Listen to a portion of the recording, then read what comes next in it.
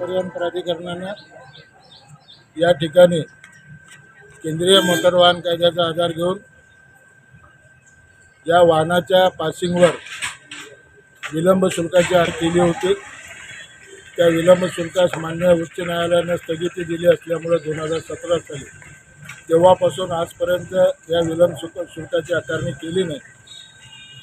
मान्य उच्च न्यायालय याचिका झाल्यानंतर या कार्यालयानं या ठिकाणी विलंब शुल्काची आकारणी केली आणि विलंब शुल्क ज्या दिवशी याचना निघाली तेव्हापासूनचा विलंब शुल्क घेण्यास सुरुवात केली। परिणामी वाहन चालकांमध्ये फार भीतीचं वातावरण निर्माण झालेलं आहे। तुमच्या माहितीनुसार काही वाहन चालकांना 80,000 तर लाख रुपये इतका दंड विलंब शुल्क या ठिकाणी द्यावा लागलेला आहे। परिस्थिती अतिशय गंभीर आहे।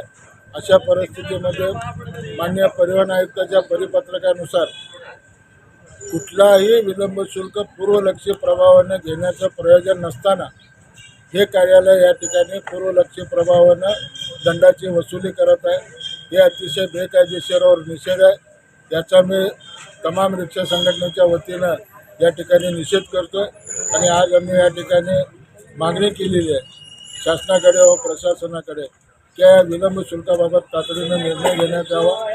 विलंब शुल्काची अधिसूचना ज्या ठिकाणी निघाली आहे तेव्हापासूनचा दंड न घेता ज्या ठिकाणी परिपत्रक काढलं आहे त्या तारखेपासूनचा दंड आकारावा।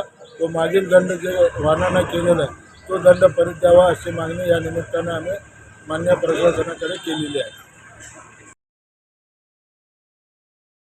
आज या ठिकाणी सर्व चालक बांधव रिक्षा चालक असो किंवा मोठे वाहनाचे चालक असो त्यांनी आज या ठिकाणी निवेदन दिलेले आहे। या निवेदनामध्ये जसे आमचे अध्यक्ष आणि आमचे मोठे मामा यांनी सांगितले त्याप्रमाणे आम्ही जे परिपत्रक दिनांक आहे 17 मे 2024 पासून दंड आकारण्यात यावा आणि त्या मागील जे पण दंड आहे ते परत करावा आणि ते रद्द करावा अशी मागणी केलेली आहे।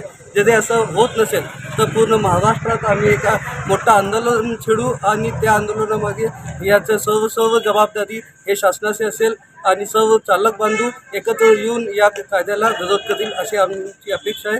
जय हिंद, जय महाराष्ट्र, जय महाराष्ट्र। अगर आपने अभी तक हमारा चैनल सब्सक्राइब नहीं किया तो अभी सब्सक्राइब करें और बेल आइकॉन को क्लिक करके हमारी लेटेस्ट वीडियोस के बारे में अपडेट जानें।